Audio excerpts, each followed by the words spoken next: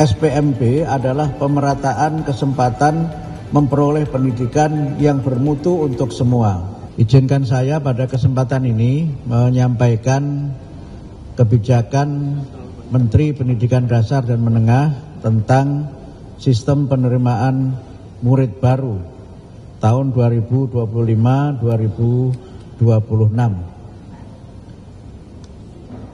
Sistem penerimaan murid baru ini sebenarnya bukan sesuatu yang baru dari sisi materi atau dari sisi substansi, karena sudah banyak beredar di kalangan rekan-rekan wartawan dan memang juga kami telah mensosialisasikan itu dengan beberapa unit terkait, khususnya dengan UPT Kementerian Pendidikan Dasar dan Menengah, karena kepentingan untuk dapat menyampaikan sistem penerimaan murid baru 2025-2026 kepada masyarakat. Akan tetapi karena secara legal kami masih harus menerbitkan peraturan Menteri Pendidikan Dasar dan Menengah, maka prosesnya menjadi sedikit lebih lama.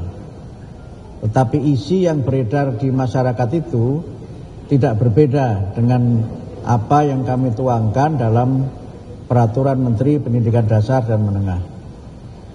Kami sampaikan bahwa sesuai dengan arahan Bapak Presiden, sistem penerimaan peserta didik atau murid diputuskan dalam sidang kabinet.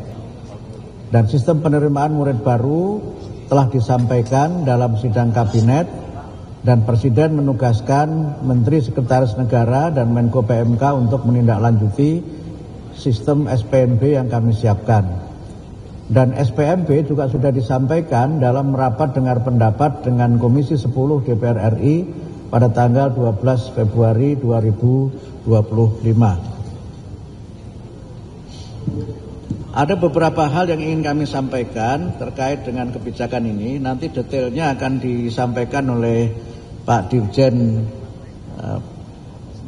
PAUD Dasman dan juga Pak Dirjen Vokasi dan Pendidikan Khusus Layanan Khusus. Pertama, filosofi sistem penerimaan murid baru. Pertama adalah pendidikan bermutu untuk semua. Kemudian yang kedua adalah inklusi sosial. Yang ketiga, integrasi sosial.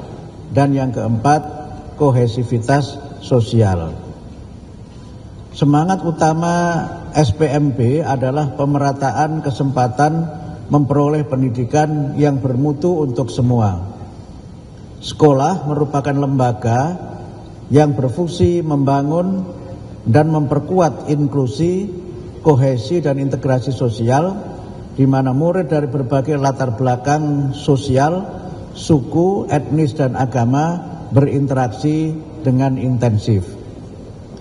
Pengalaman belajar di sekolah yang berdekatan dengan tempat tinggal memungkinkan murid memiliki relasi sosial yang kuat dengan teman sebaya dan internalisasi nilai-nilai utama serta pranata sosial. Pemerintah Indonesia berupaya mewujudkan pendidikan bermutu untuk semua dengan memelihara sistem pendidikan agar dapat diakses oleh masyarakat secara berkeadilan. Penerimaan murid di sekolah negeri dirancang agar bisa menerima anak-anak Indonesia dari semua kalangan. Di saat yang sama, pemerintah turut mempertimbangkan keberlangsungan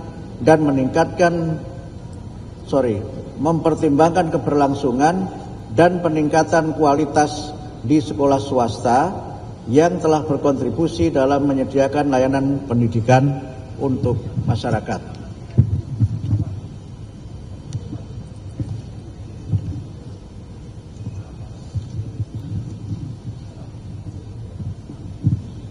Landasan hukum SPMB sebagai hak konstitusional bagi setiap warga negara.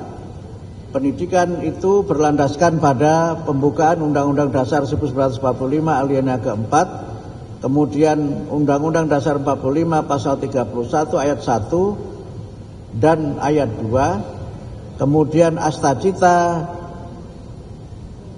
Presiden Prabowo Subianto dan Wakil Presiden Gibran Rakabuming Raka, Astacita nomor 4. Kemudian Undang-Undang nomor 39 tahun 99 tentang HAM, khususnya pasal 12. Kemudian Undang-Undang 20 tahun 2003 tentang Sidiknas pasal 4 ayat 1 dan pasal 5 ayat 1.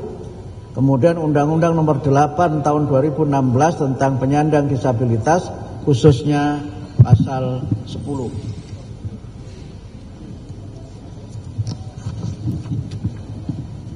Permasalahan dan dampak PPDB 2017-2024. Dari sistem yang kita kembangkan ini, selain berdasarkan pada landasan konstitusional yang sudah tadi saya sampaikan, juga dengan melihat praktik pelaksanaan PPDB 2017-2024 yang di dalamnya kami menemukan beberapa permasalahan untuk kita perbaiki.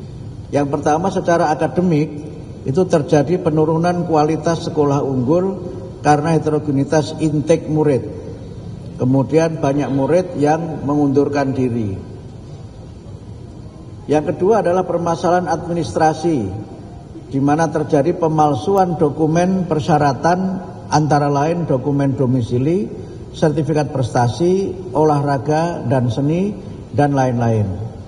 Kemudian juga penafsiran panduan yang berbeda-beda, perbedaan standar rapor antar sekolah dan antar daerah.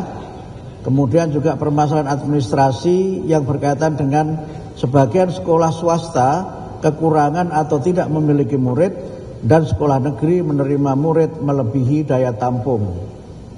Potensi penyimpangan, proses seleksi kurang atau tidak akuntabel, kemudian transparansi proses PPDB yang lemah, kemudian tidak patuh pada juknis pusat dan daerah. Akar masalahnya adalah karena memang masih ada kesenjangan mutu pendidikan. Yang kedua karena persepsi bahwa sekolah negeri itu lebih murah. Dan yang ketiga adanya intervensi kepentingan kelompok tertentu.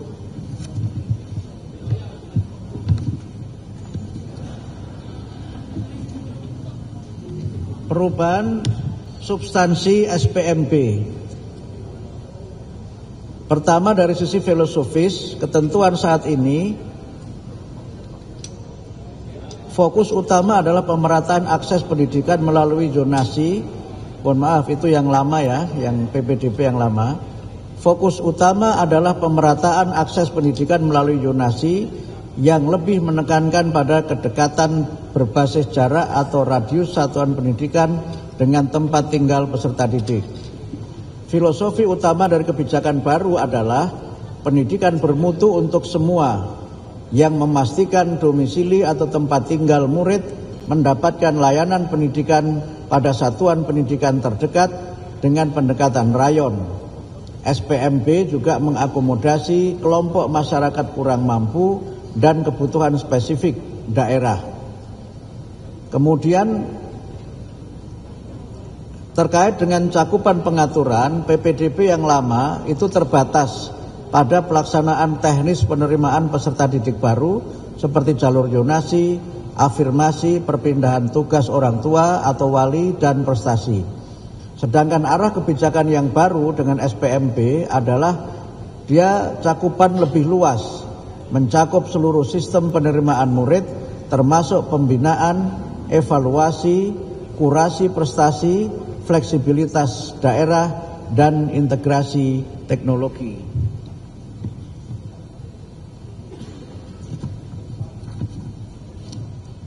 Nah, perubahan yang substantif dalam SPMB adalah yang pertama dalam arah kebijakan baru itu terkait dengan domisili. Kemudian yang kedua adalah perbedaan kebijakan baru yang terkait dengan prestasi yang meliputi prestasi akademik, non-akademik yaitu seni, bahasa, budaya, dan olahraga, dan kepemimpinan. Ini yang baru adalah kepemimpinan. Kemudian afirmasi dan mutasi. Kemudian kebijakan berbasis fleksibel daerah, mengakomodasi kebutuhan daerah seperti pendekatan wilayah administratif atau rayonisasi untuk daerah terpencil dan penyesuaian afirmasi. Kemudian pendekatan yang fleksibel, memberikan otonomi lebih kepada pemerintah daerah untuk mengatur kuota dan mekanisme sesuai karakteristik daerah. Kemudian dorongan inovasi, mengintegrasikan kurasi prestasi, penggunaan data, dan pengawasan berbasis teknologi atau dapodik.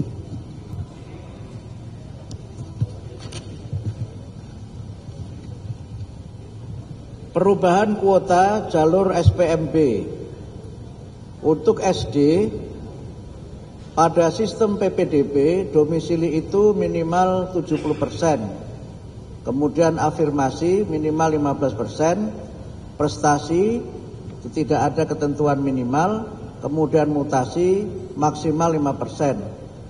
Untuk penerimaan untuk penerimaan jenjang SD tidak ada perubahan antara sistem PPDB dengan sistem SPMB.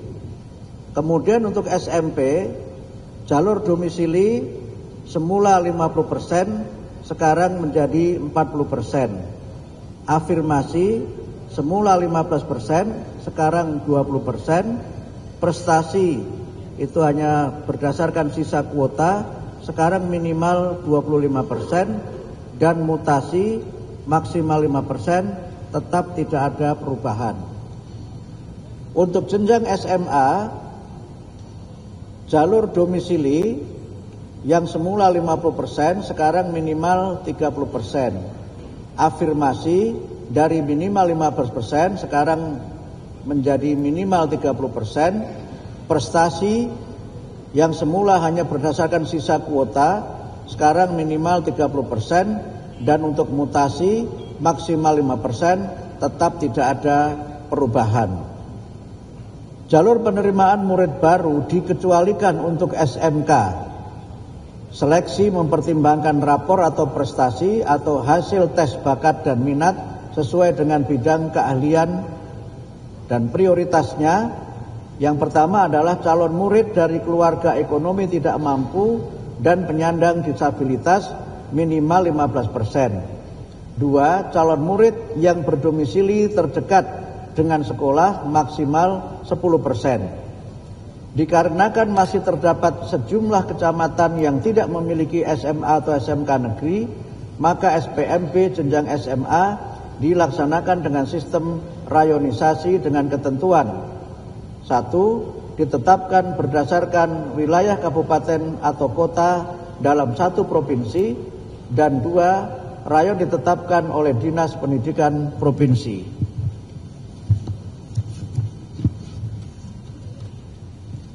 Ini yang berkait dengan peran Pemda, kewenangan Pemda dalam pengelolaan pendidikan sesuai Undang-Undang 23/2014.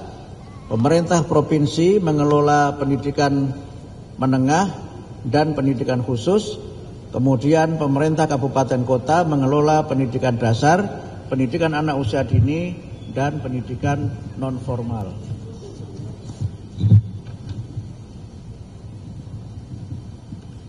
Ketentuan sistem penerimaan murid baru, sekolah negeri hanya boleh melakukan penerimaan murid baru sesuai dengan kuota yang ditetapkan. 2. Penguncian dapodik akan dilakukan 1 bulan sebelum pengumuman SPMB. Kemudian yang ketiga, murid yang tidak tertampung di sekolah negeri difasilitasi oleh Pemda untuk belajar di sekolah swasta yang terakreditasi sesuai kemampuan keuangan daerah. Hal ini merujuk pada Peraturan Menteri Dalam Negeri Nomor 3 Tahun 2023 Bab 4 tentang pengelolaan dana BOSP Satuan Pendidikan Swasta.